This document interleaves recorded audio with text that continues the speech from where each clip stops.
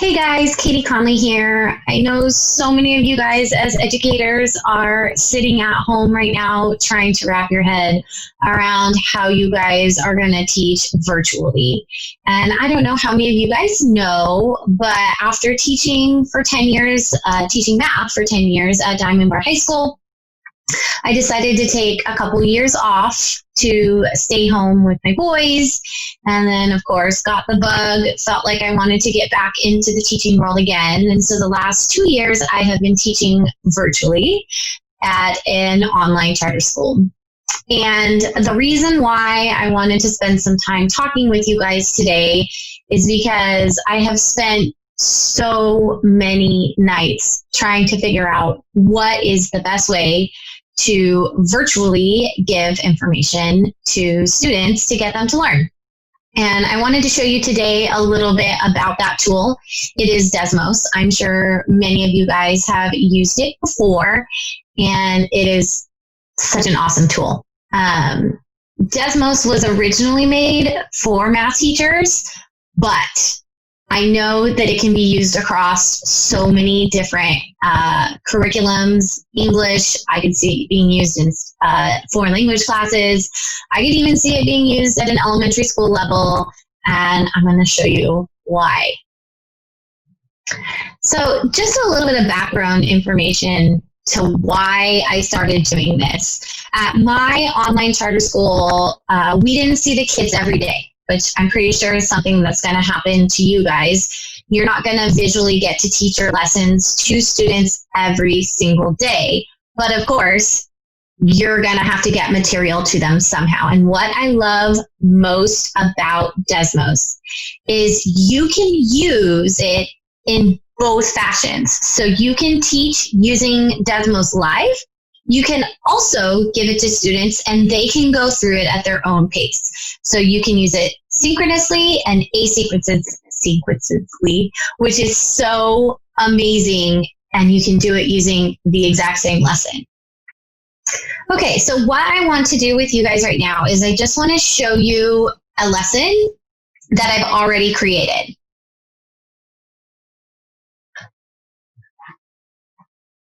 Okay, so here's what we've got. If you yourself want to go in and check it out, and I'm happy to give you more if you are totally interested in this and want to see it, what you're going to do, and this is what you would give your students, is you're going to have your students go to student.desmos.com. Once they go there, it's going to ask them to plug in a code. They're going to plug in these letters. I don't know why there's a space there. Should be a space there. And what it's going to do, they'll press enter. They'll have to type in their name.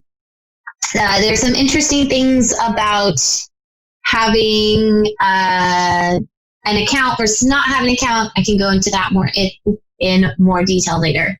But this is what your teacher screen would look like. And I just want to quickly run through all of the things that I love about it. Okay, so first of all, these are your slides up here, just like you would have with PowerPoint. You can easily take already created PowerPoints and turn them into slides. So you'll see this, I just stole from another one, lesson goals and lesson standards up there. And then you can just go through. So I'm going to show you the student view.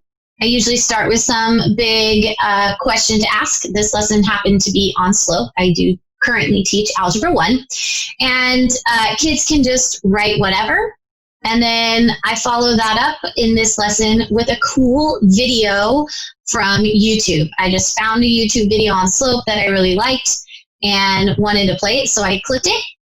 And you can see you just throw it right in there and the kids can get a super high quality video, way better than anything I could do. So this is one option of a video. Now, I don't always use super cool videos from the internet. I think they're awesome in some respect, but sometimes you just want to straight up teach them how to do stuff.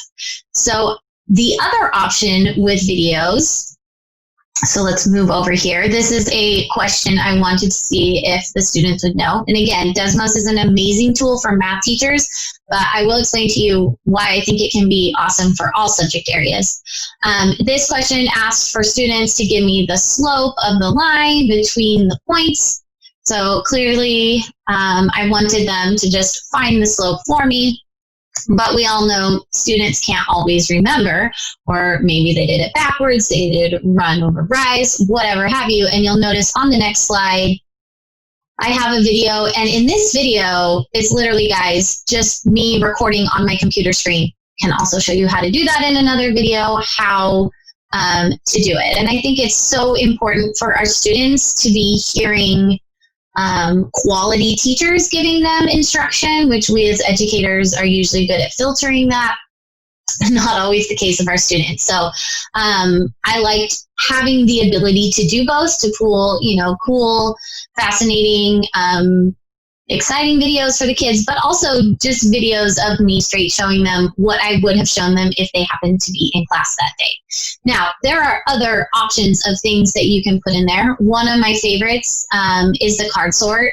And I could just envision a foreign language teacher having, all of the vocabulary words up there, and then kids having to drag and drop, pictures of those things with them.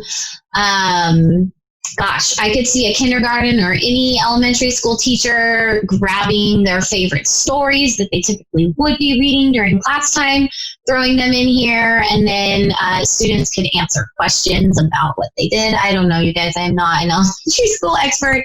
My oldest will be in kindergarten here this fall, so I guess I will become more so. But the options are endless in terms of checking for understanding and things that you can put in here. There are amazing tools. I don't know if I have it on this one, where you can, I guess that last one had it. So like this one, you can upload, a worksheet.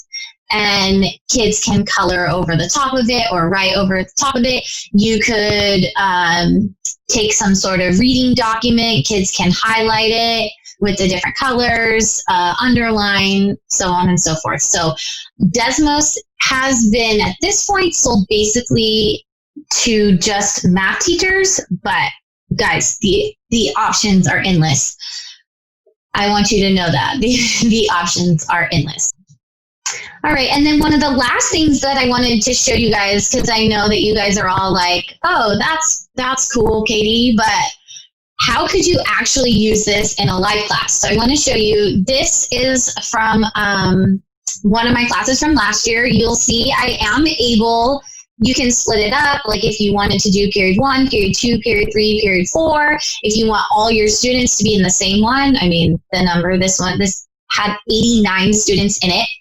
But this is your teacher view, and then all of these down here are your students that logged in, so you can easily keep tabs on them. What you see right here is actually pacing going on, so let me unpace it.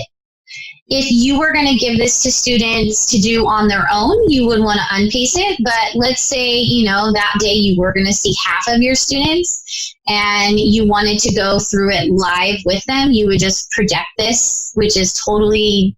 You can do this through Zoom, project your screen, and you can go through and pace with them. You have the ability to anonymize, which is great for FERPA reasons. And then you can see all of these. This is all the work that they've done. Anywhere there was a dot, they had to answer their answer there.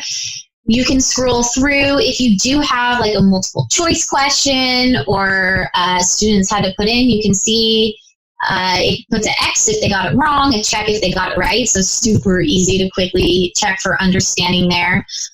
All of these ones where there's nothing, that means the student didn't do it. Also useful tool to see if they're following along. What else? It's amazing, guys.